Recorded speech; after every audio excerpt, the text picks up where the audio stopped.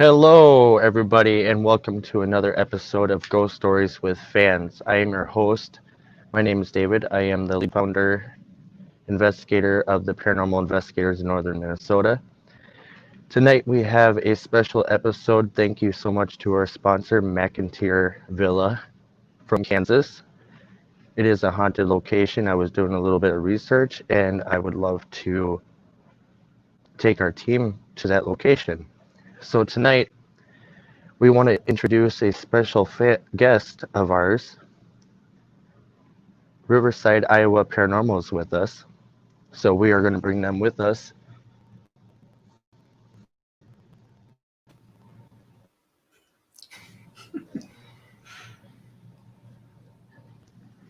Hello, Riverside, Iowa Paranormal. How are you guys doing tonight?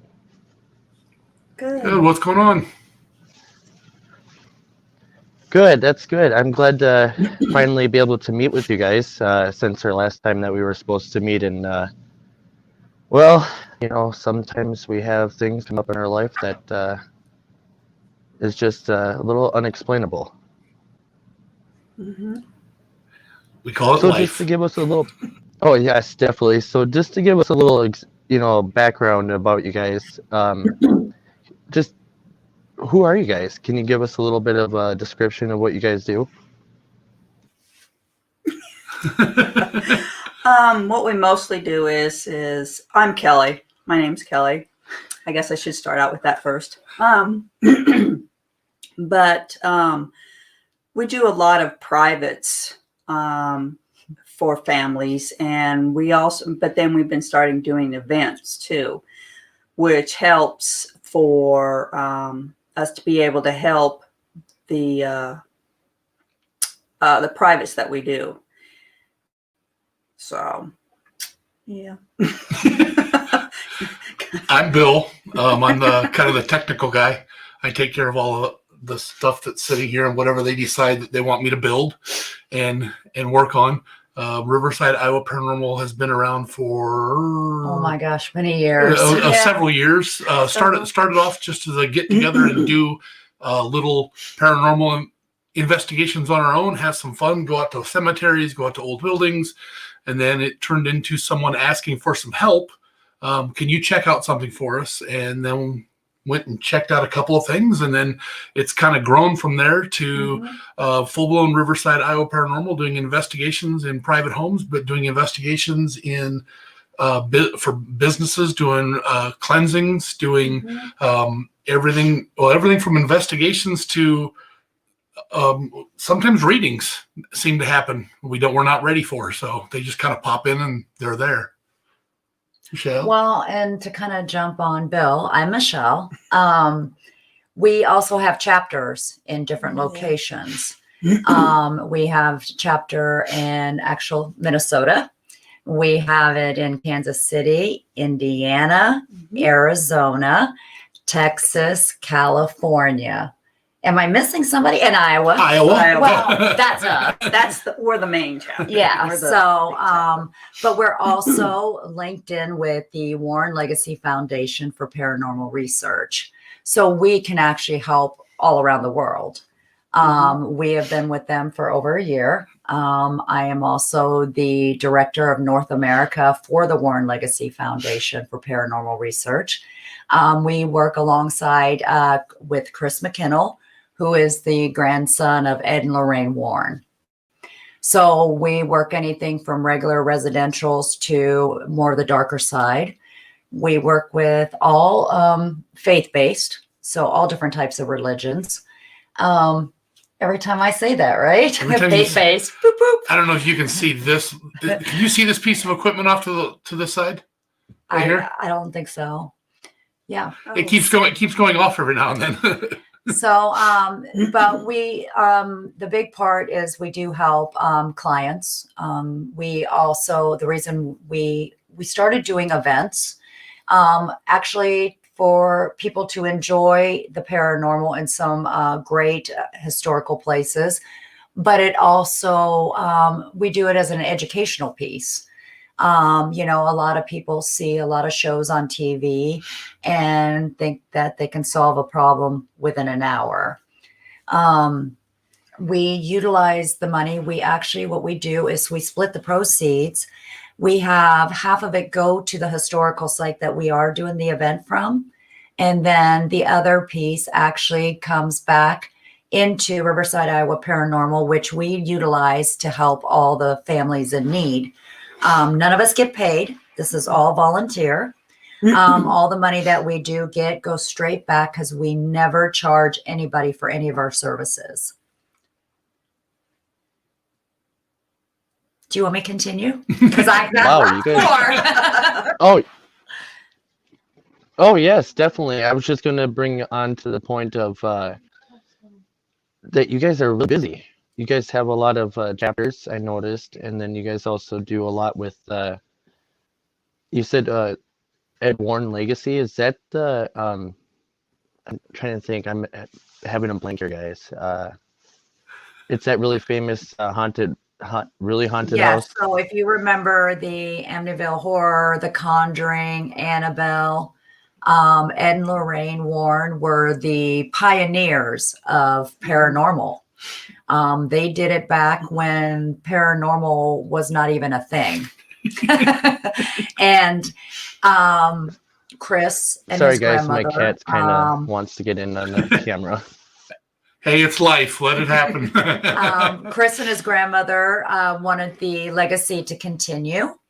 And so they actually decided to have the Warren Legacy Foundation for Paranormal Research. And we're able to work with families all around the world. So we bring in people from different faith-based, different countries to help with those cases. Wow, see, that's you guys actually have a really great cause behind everything that you guys do. So that's, you don't really see that much. See, we're trying to do the same thing. We're trying to actually figure out how to incorporate into that because there's really not money to be made in this. I mean, to be honest, I will agree with you guys. There's really not money to be made. I mean, we have went to our fair share of, private home investigations, and we absolutely do love them. It's kind of really it's a different subject when compared to when you're going to a well-known location like McAteer Villa. They're a very well-known, location, so it's harder to do those kind of investigations, but it actually helps out, with our general population and our community. So I really do give you guys a round of applause for that, for helping out families in need. So I do appreciate that. Thank you. You're welcome. It's one of the toughest things to do is to help out, to go and help out anyone when. I guess the hardest thing is looking at people and they ask the question, am I crazy? And they don't want to talk to people and they don't want to look at people and they don't want to ask for help. But getting people to understand that there's a difference between saying, am I crazy? Or saying, hey, I just need help. Just people ask for it. You just got to step in and do it. Mm-hmm. And we got to do a big shout out, Australia, saying hello. Hi, Josie. Hi, Josie. Josie is part of our Kansas City chapter, Yep. but she's also part of Silent Explorers. Josie is deaf, and the stuff that she captures is amazing. Yeah. So, we all do all these experiments to see what we can capture. And we have someone that doesn't have one of her senses and goes in, and I have never seen a paranormal investigator that can investigate like her. It is amazing. It is. We love having her on the team, but like I said, she's part of the Kansas City chapter and the Silent Explorers. She definitely sounds like somebody I would love to talk to, maybe on one of her shows, either with Ghost Stories or with Afterlife on Saturday night. That would be greatly appreciated. So well, if she comes, just talk to me. I'm her agent. No, I'm joking. I love it. We actually have a really good following tonight too. So thank we you have to everybody amazing that's people that can do a on little today. bit of everything. You know, we have healers, we have psychics, we have technicians. You know, we want to give a big shout out to Australia because they said hello. Hey, So, Australia. but you know, with us working around the world, we learn every day. You know, that's one thing when we go do something, we never say, you know, we're professionals because every day we're still learning. Kelly herself is, well, she's an energy healer. She is a Reiki master, you know, and then of course, you know, the paranormal investigator. Bill doesn't just do the tech side because we do a lot of our locations will go live.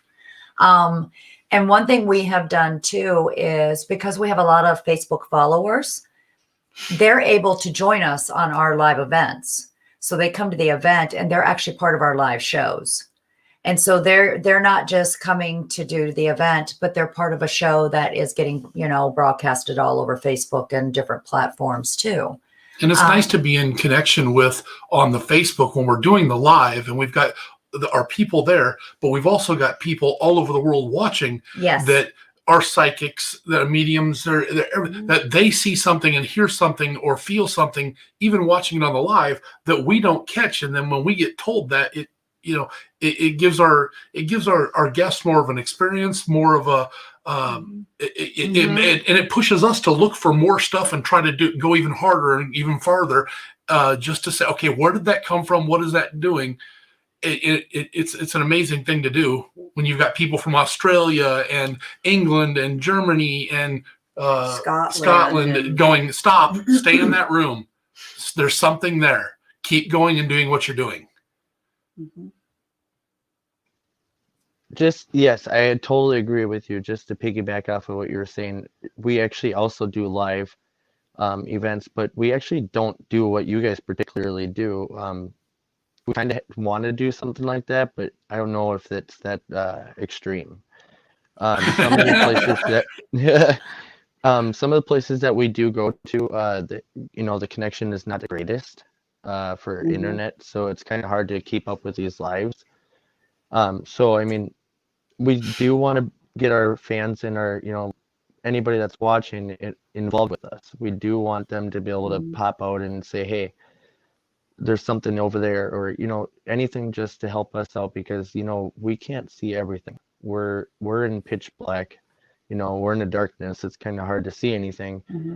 But and also just to piggyback up of all the different psychics from all over around the world, it's perfect because it gives a chance to talk to other people from different areas of the world, around the world right now that you can't go to at this time because of the COVID-19 at this point.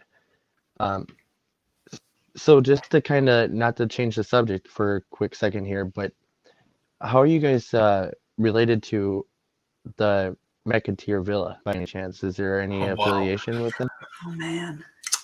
Well, if she's watching, she's my other side of where's my taco? Where's my taco? Now, inside joke. In case she's watching, she'll at least get a good love. Actually, we did an event there. And when you walk into this place, it looks like a museum.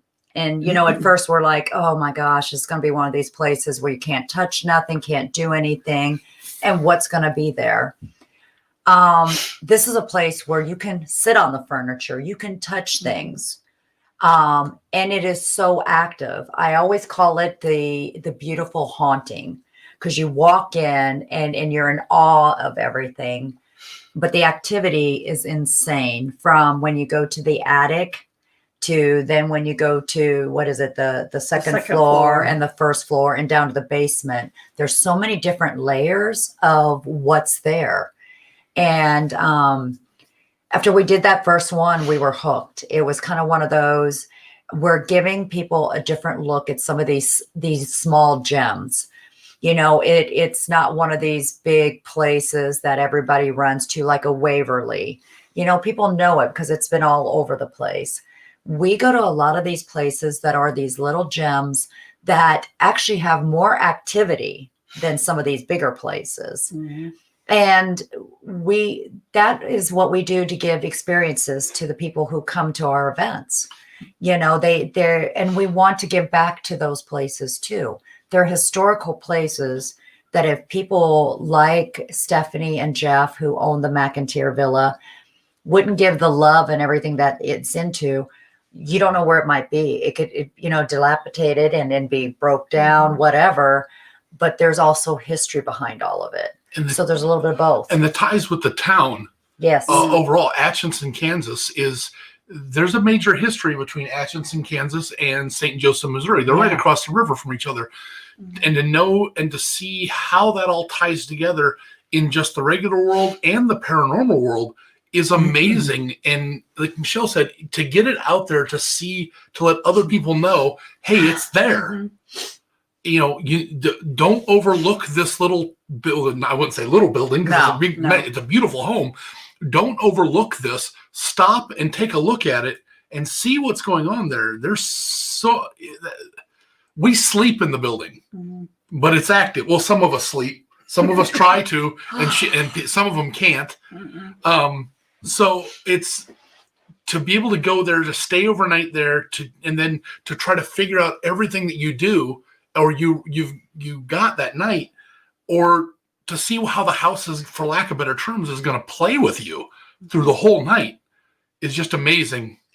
And that's not. Oh, sorry. Go ahead. I was going to say when we first went there, when you drive into the town, it feels like you're in a whole different world.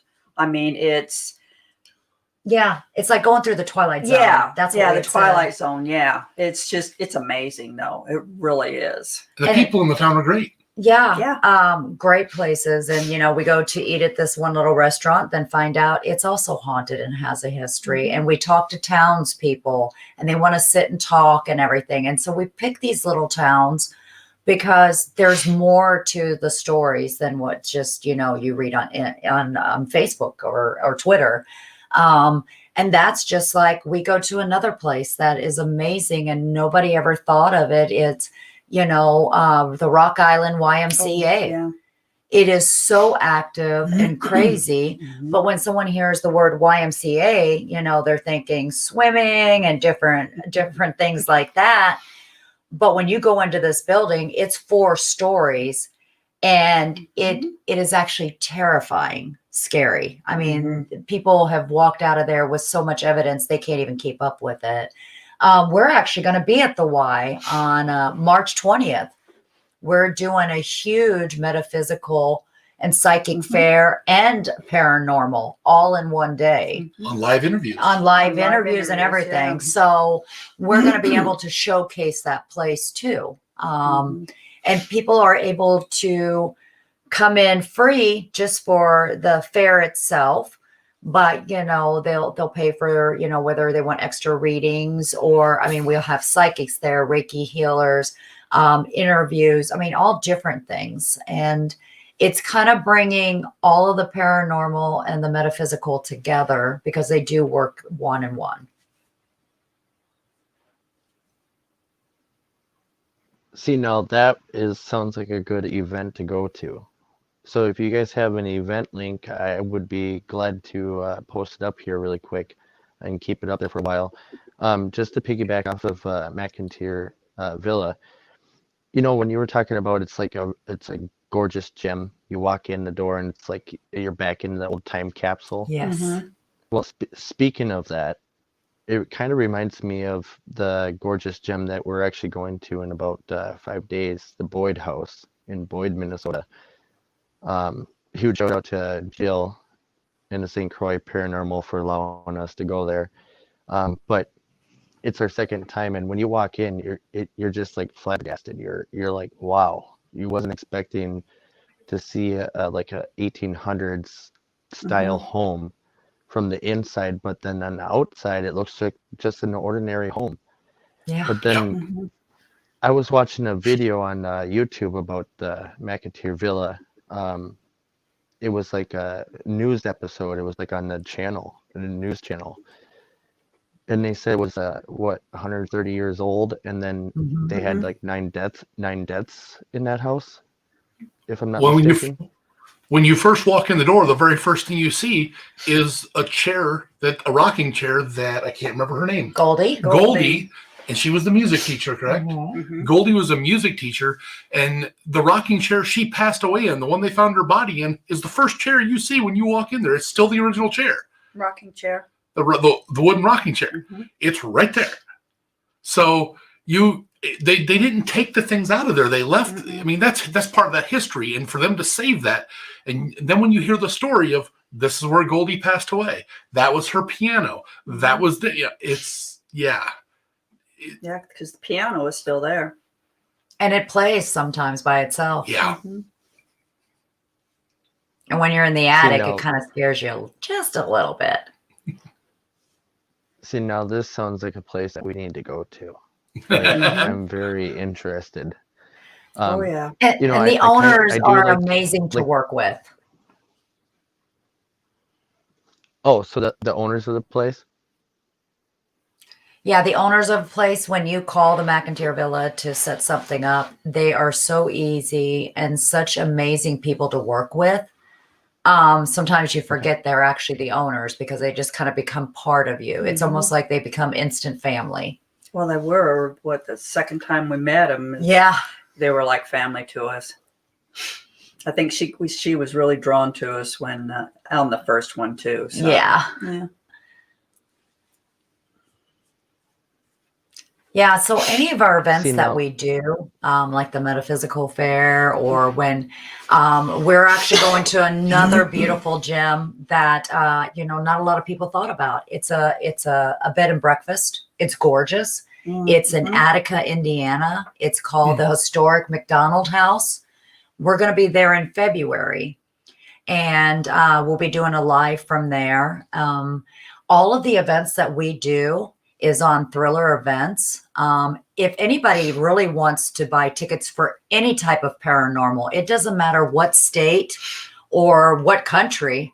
If you go to Thriller Events, you can actually buy tickets to all these events to be able to go see any of them. There's also classes there, like if you're wanting to take classes for anything, like Paranormal 101, demonology classes. Those are all on Thriller Events, and it's a one-stop shop. You go there, you can get your tickets and get them.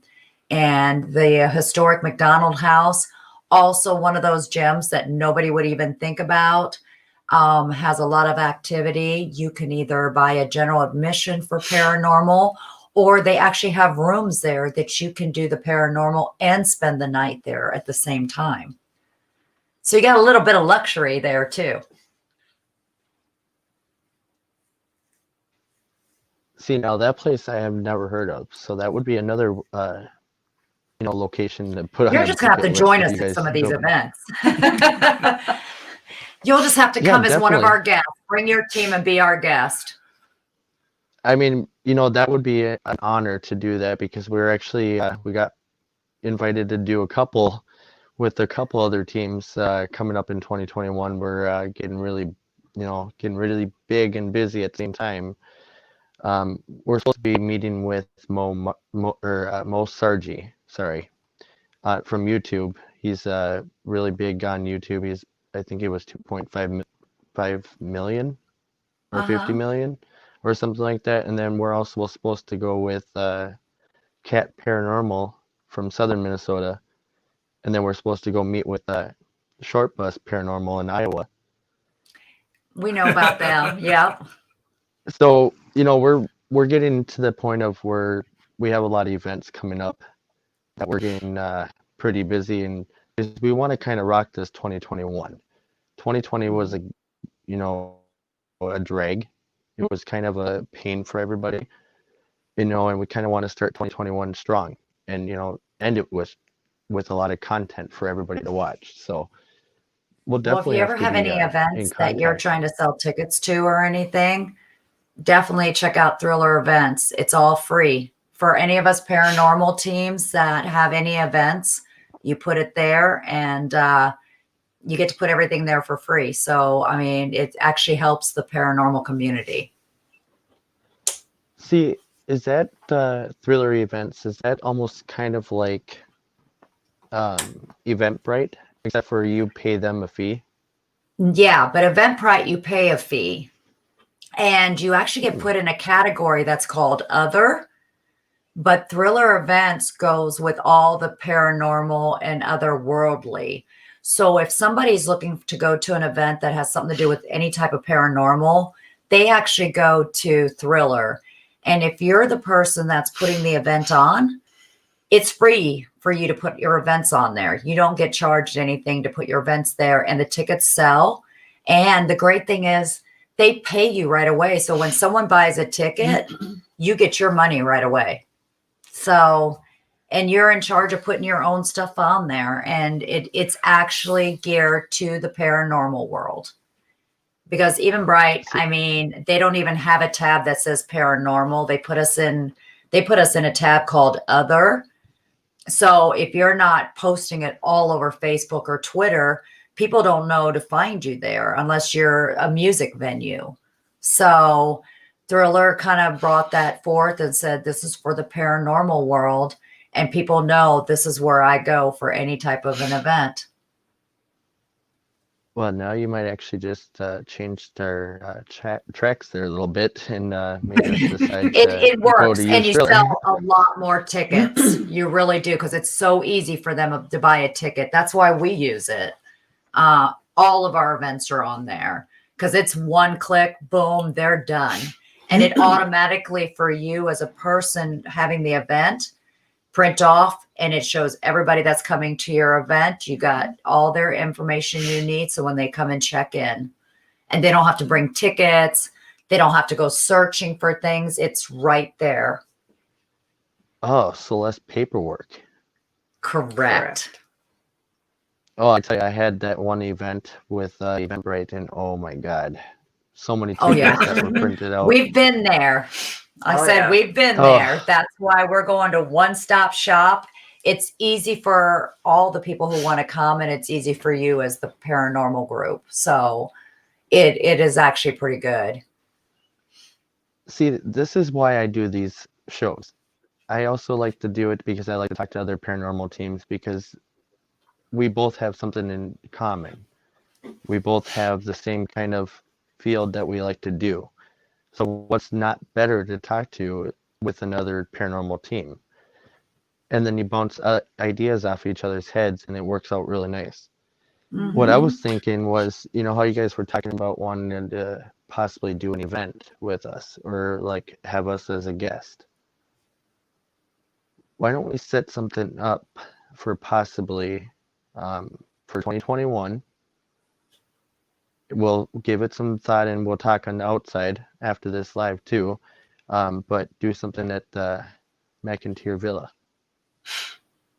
Yeah, we have 3 events at the McIntyre Villa. The McIntyre Villa actually is going to be part of the world's largest ghost hunt, I believe. Yes, is it is. Yeah. Yeah, because we have 3 of them, because we have the McIntyre, we have the Y, and we The have Haunted the Castle Haunted House. Castle House. Yeah. Hi, Alan. What's up, Alan? Hi, Alan. Thank you, Alan, So, for coming in. but we do have some places that are part of the world's largest ghost hunt. This year, we're going to try to get 4 locations going at one time. It is an amazing event to go live in 4 different areas on the day of the world's largest ghost hunt. 4 lives at one time. Pretty much. Pretty much. Yeah. Uh, It'll be all right. It'll be all right. It'll be all right. It'll work. So I do have some questions on the equipment that you guys have in front of you. Can you give us a little breakdown of each piece that you have on the table there, and kind of describe what they do? Well, I'm going to start with the one on the end down here. If you can bring that to the middle. First of all, we have a gentleman who's he's an amazing brain. He does a lot of events with us. This it's Ghost Gear at ghostgeartech.com. Yes, You know I who that love is? that device that you're holding. Yes, I do. I was actually in contact with him, With but then Rob? somehow, yep, and then somehow he disappeared. No, actually, we're going to put a link up too. He builds all of our stuff. We go nowhere else but him. It's either him or Bill because he thinks outside the box. Rob and I work together. We've collaborated on a few pieces of equipment. We test a lot of the equipment for him for durability to see if Bill can break it. And sometimes Bill breaks things, but also just the feasibility on can this be stabilized? Can this take a beating and travel all over the place and still keep working? This won't go off with a cell phone. No. This one doesn't, does it? This is one of the best. Well, that's what we want to show. This is one of the best EMF detectors that I've ever dealt with. It will not go off when a cell phone goes off. You can't use a radio to set it off. It's going to be true EMF. So 360, yeah, and it's 360. You're going to see this light up. just like an EMF detector. So if you get a chance, get one of these because these are awesome. When this goes off, you know something's there. This is perfect. So the next one that's sitting here on the table right in front of, it's going to go off, isn't it? Yep. I'm going to turn it off for a minute. Just a minute. This is a what do we call it? I call it near and far. That's what I call it. So it's kind of hard to see, but near and far. there's two different lights on here, two different sensors, and there's an arrow pointing up and an arrow pointing down. So when this actually gets turned on, come on. So if something moves close to it, I'm just going to pull it back this way.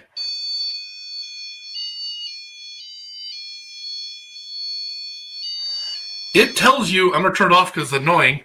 It tells you whether something's coming close to you or going away. And the very first time we saw this really work was at the Castle House. The Haunted Castle House in Brumley, Missouri. Yeah.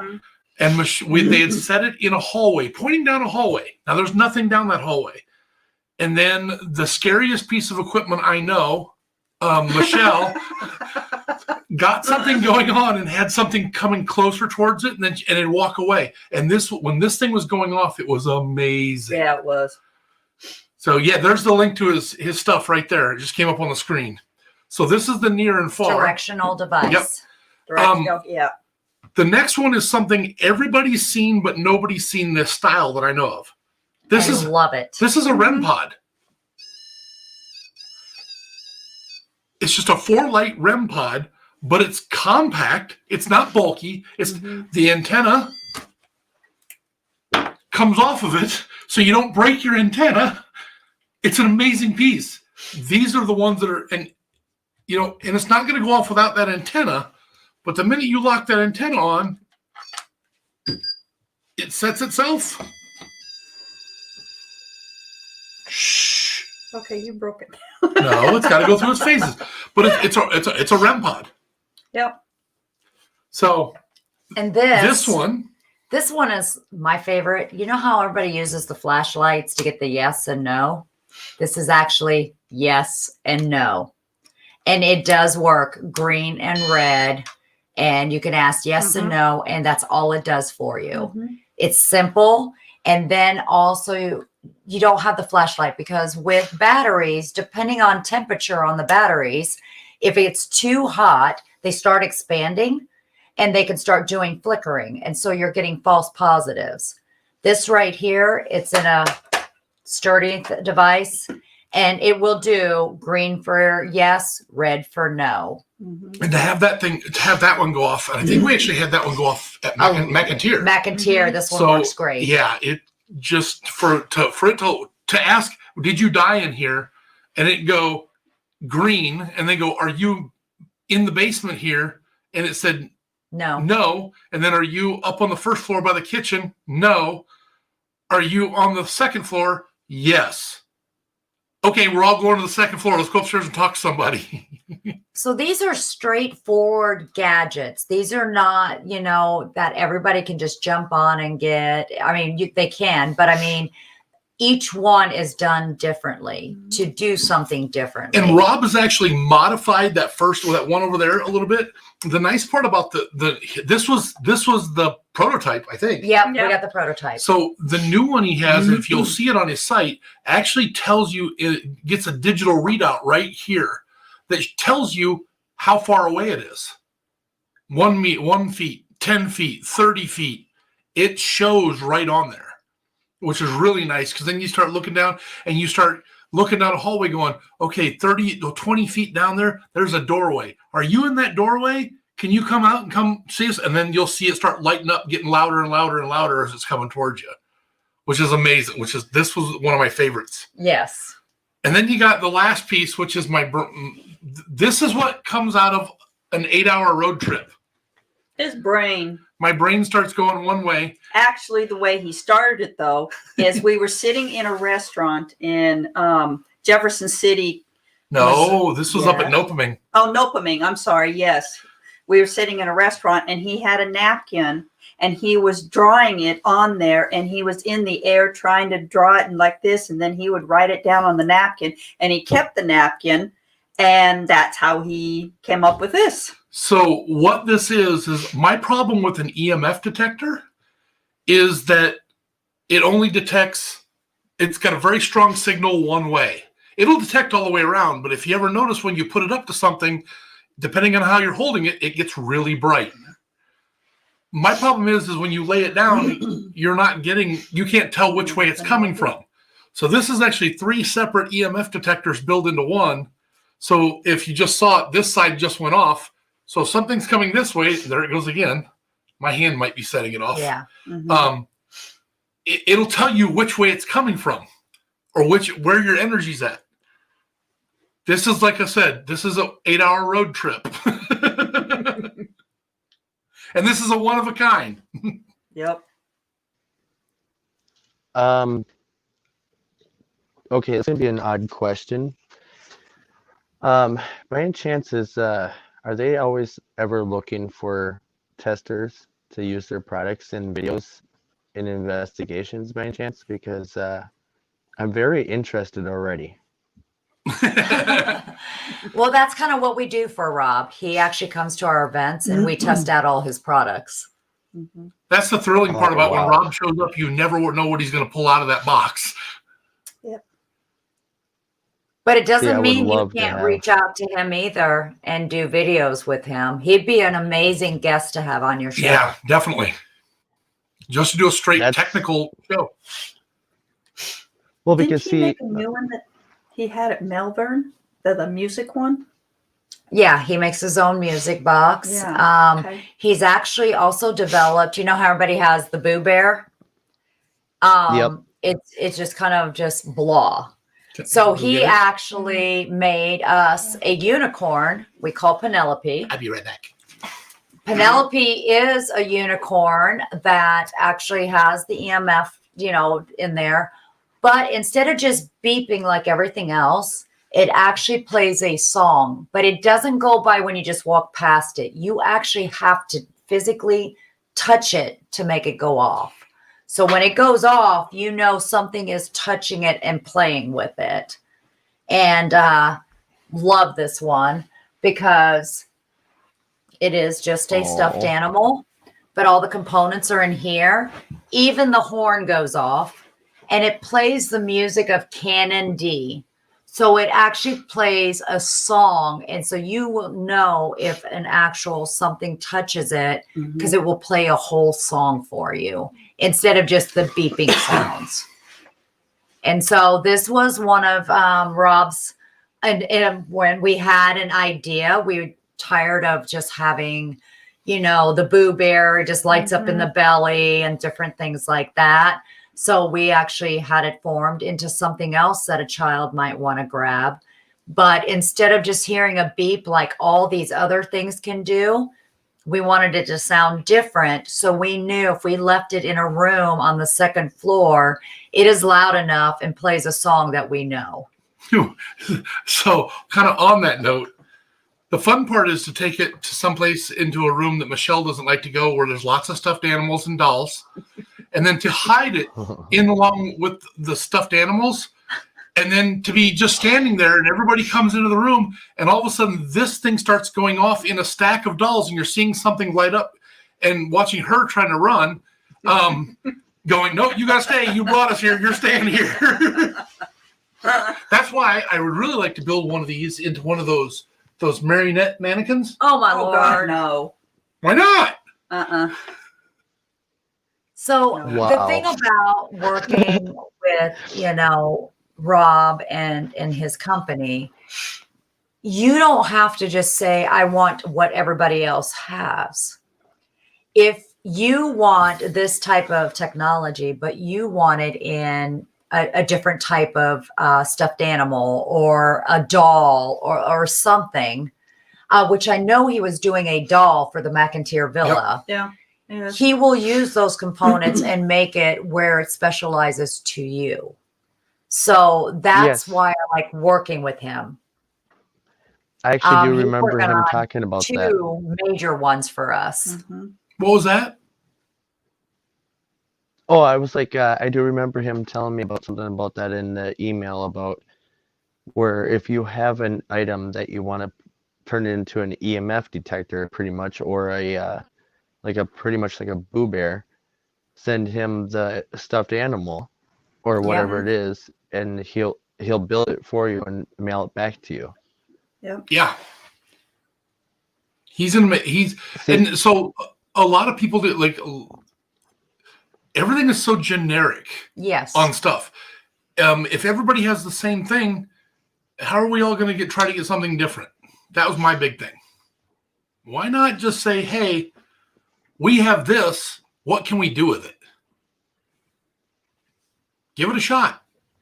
We all don't know what's going to work. We don't know what's not going to work. Mhm. I like you a lot because you're kind of like, I kind of like inspire you due to one reason. I always like to invent things, but then every time I come up with something, everybody says that my invention's dumb. Never, ever Never. say that. Never. I've seen the simplest thing be the most powerful thing, and the most technical thing crash and burn. Mhm. And I've seen the most technical thing work perfectly, and the simplest thing not work at all. We never know what's going to happen. You've got to have the ability to think outside the box, not just as far as equipment, but for things to try. If you don't try it, I always hate it when people say, well, we tried it once and it didn't work. Okay, it may not work today or this hour, but try it in a couple more hours. Keep trying it. Don't adjust anything. Keep trying it. Mhm. And then if you tried it at every location that you've ever been to and it's like, no, it ain't working, then you probably don't need to try it again. But keep trying it. Don't think of anything as being dumb. Mhm. Well, see, I mean, that's not the only thing that's stopping me. It's finding the person that is really technical. I mean, I'm a tech person, but I'm not a builder. I'm not a technical, like, electronical builder. So, I mean, that's the other problem, is not having the right context to the right people at this time. But now, due to that, I'm tired. Like, it sounds bad, but don't take it in the wrong way. But since now I started talking to you guys, it seems like there's more things that just opened up, like a door just opened up. Mhm. That's why we do these But things. It's called Paranormal Unity. Para-unity. Unity. Para-unity. Yep, Unity. Yep, there it is. Paranormal Unity? Unity. Well, you can say it any way you want. Is that the haunting of the unity of the paranormal? The para-unity, paranormal unity? Okay. Yeah. No, I really Water, like I those promise. devices, and I really. So, I mean, those seems like, okay, so don't get me wrong, but I was told by a couple of viewers and fans that Ghoststop is like beginner equipment. So I don't know if that's accurate or not. I'm not going to say something that I don't know is true, but I did say to myself that 2021 we do want to upgrade to a newer company, because we right now we are affiliated with Ghoststop, so we have an affiliation with them. So pretty much anytime anybody buys off our link, we get a, I don't know how they did it, some kind of like a deal or something. Every time somebody buys something, we can get a deal off of something else. But besides that, we were thinking about, trying to find a new company, and I was looking at Ghost Gear, and I was kind of like eyeballing a lot of stuff. So I mean, I'm glad that you guys did bring that up, because I did see a lot of stuff that I did see when I was looking up their website as well. So it's just so he pretty much just invents like on top of his head, or like how does that Yeah, how pretty does much. how does he do Or it? he'll have people like us go up to him and say, okay, Hi, Ingrid. Hi, Ingrid. We might say, this is kind of what we're looking at. This is what we want things to do. Can this be possible? And then he'll take some of the visions that we were talking about to see, can it actually be made into something that'll work? Whether it's, recording temperature differences, will it record, EVP when it's being touched automatically without you having to push record? So, he doesn't say, hey, I don't want to hear that. If you have an idea that you're visioning and seeing it, he actually will talk through it and say, well, I can see this piece working. This could work, but let's figure out, how can that happen? So there's different ways of actually doing some of that stuff. But you definitely need to get him on your show.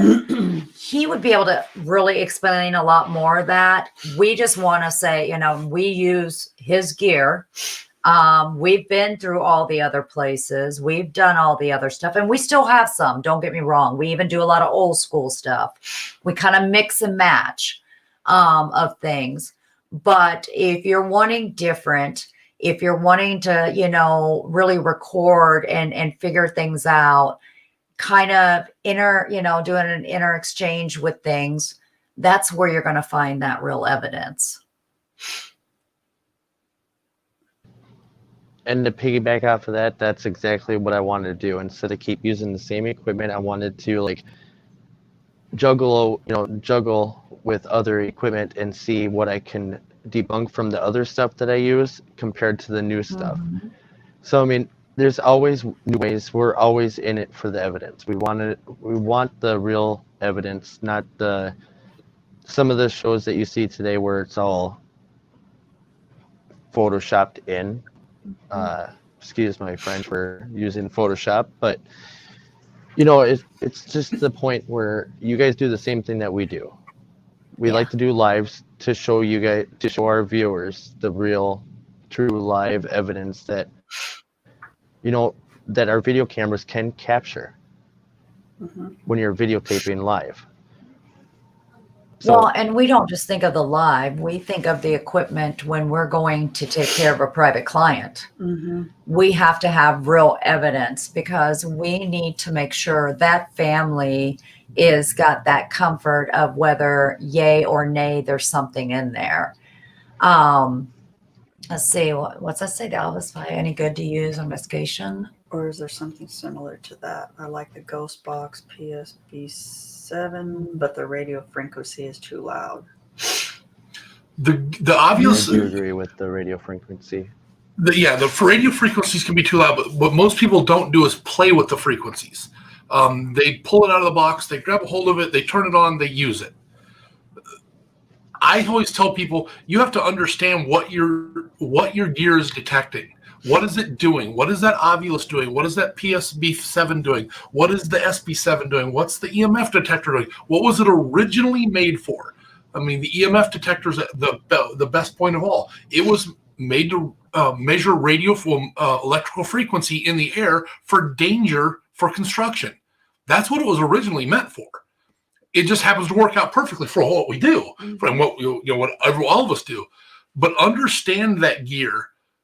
before you understanding it while you're using it and before using it, know how to adjust it on the fly. Make little adjustments to your frequencies. Run it backwards, run it forward. Turn things up. Turn on the reverb. Turn off the reverb. Turn on your turbo. Anything that could be there, you can't just pull it out of the box and hope to God it works. You've got to test it, and you've got to run your tests on it and keep a notebook with it. Write things down, what it does, what each one of them, when you're sitting at home going, what's this button do? Know your equipment before you use it. That's the biggest piece of it all. Exactly. It's like kind of know about the paranormal before you jump into paranormal investigations. The number one paranormal investigator, number one rule is never investigate alone. You never know what could happen. And if you investigate alone and something happens, who knows where you're at? Does anybody else know where you're at? If there's nobody there, your life is in danger. True. So it is a very good kind of a rule that I use. My number one rule: never investigate alone. Sometimes you can't get away with it. You got to do it, but at least make sure your team is around the corner or somewhere else that they can visibly or hear you. Yeah, or at least, oh, go ahead. No, I was gonna say that's a good point.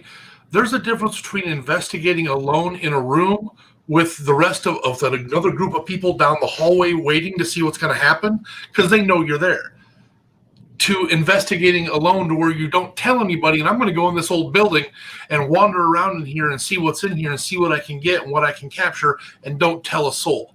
I agree with letting someone go by themselves. I love putting Kelly in areas in one room and Michelle in another room and then leaving and going downstairs with to see more or less who screams first. I got some dirty looks coming from over here.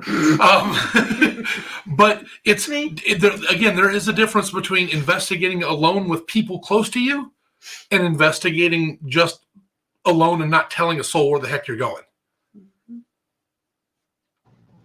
Exactly. There is a big difference between the two.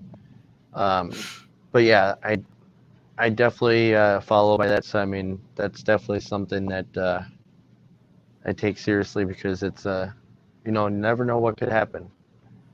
It's true. You're going against the unknown. You can't physically see them unless they, give you a nice apparition like we have had before. That was pretty intense. I'm not going to lie.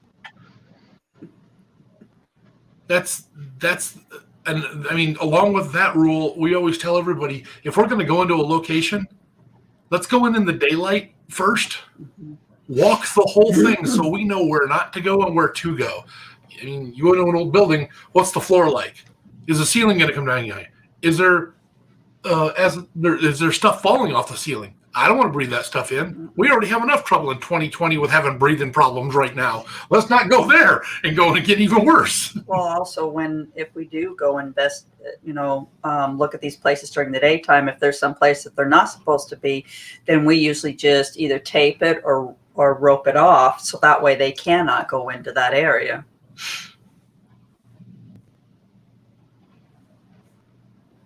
That makes sense too to, tape off an area so nobody else can go in there. Just, they know it's not safe to go in that area.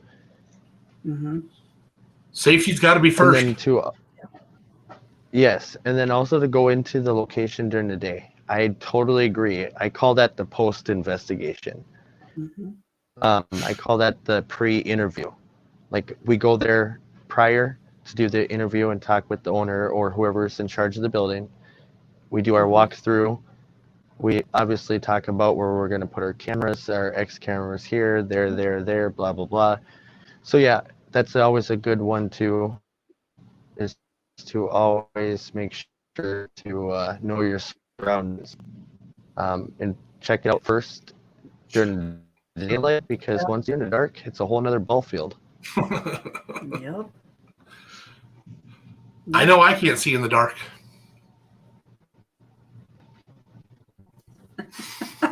No, I need night Can't either. vision. She's blind as a bat in the dark. Well, no, not really. Not really, but Only in the vehicle. only only in the vehicle. Okay. Can't Yeah. tell, sorry. Yep, Uh, definitely always carry RIP protection spray. We Yeah. actually do. So, guys- We do have our own protection pouches, sprays, things like that we Mhm. bring to events to help people. Mhm. Which is what I do. They'll yell at me, Kelly, where's Kelly? Where's Kelly? We need to go get her. We need to get her down here now. And so and then I end up taking care of the guest and doing what I do, and then they start feeling better. Wow. Josie's Josie? comment, that very first part of it, use common sense. Yep. That's the whole thing right there. And wise, where you go at risk. And definitely we have everybody sign a waiver. So, like we tell people who sign the waiver, you're saying you're not coming after us if something happens to you, especially if you die. That's just job security for us. Yep. Exactly. I do agree with every place should have us sign a waiver. And every time we do an event, we always should have everybody else sign a waiver because We have you never know our what own, could yeah. happen. Yep, we have our own Very too as true. well. So we make sure we have our own waivers, and sometimes we have actually places that we go to have the owner sign our waiver too, just to be on the safe side. Mm-hmm. So, and then Alan says, I see more spirits during the day or get the feeling that it's in a certain area more than I do at night. So I don't see why more people don't investigate during the day. Mm-hmm. That's I a good agree. question. No, that's my first rule. If something is truly haunted, it doesn't matter what time of day or night it is. Yes, you've always had the myth of 12 to 3 a.m. But if there is something there, it's going to show itself because they don't know what time it is. They don't know if the sun is out or the moon is out. They're there, whether it's residual or intelligent. So, Alan, thank you for putting that out there because that is definitely the truth. And we say it more and more every time, Yes, when you're doing an event, it's a little different. People want it to be dark, be spooky, whatever. But when we do residentials, we will start during the day. We do the walkthroughs. We do EVPs. We do videotaping. Because if something's really happening at that home, they don't care what time it is. Mm-mm. Exactly. And the reason why people probably think that most investigators do it at night is because paranormal is supposed to be a whole scary ordeal. Okay, we get it. Yes, it is supposed to be scary, but it doesn't mean that we can't do something during the day either. It's just as scary during the day, especially for a family. Mm-hmm. Oh yeah, definitely. I mean, if you're going to see some of the places that I've been to for families, they actually emailed me crying, scared for their lives, for their kids. And we got some people that were actually pretty much contacting us to talk about demonics, and I'm like, oh boy, okay, well that's kind of part of our field. We don't really deal with demonics very much, so we have to find somebody that could possibly help you. Because right now we don't have anybody specialized on the team that deals with demonics at this time. We do have somebody virtually, but not physically at this moment. So we can't do those at this time. But we literally have less than 30 seconds left of this live with you guys tonight. Is there anything that you guys want to say to all the viewers that are watching right now before we end for the night?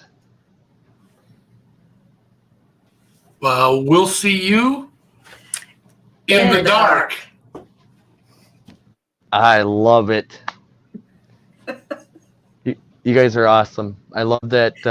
I love you guys' this whole backdrop. I love you guys this whole, it looks like you guys are in a studio, like a new studio. Yeah, pretty much. Pretty much, that's what we have. So it was a pleasure having Riverside, Iowa Paranormal with us tonight. We will definitely be looking forward to possibly doing an investigation with them in 2021 with the paranormal investigators in northern Minnesota. Stay tuned for that, and then hopefully we can have these guys come back on our show, maybe on Saturday night or Friday night again. Thank you guys so much for coming on, and thank you all to our viewers and fans out there for tuning in and staying on with us for an hour tonight and listen to us talk all night. So thank you guys so much, and you guys have a wonderful night. You too. Thank you. Too. Bye. Bye. Thank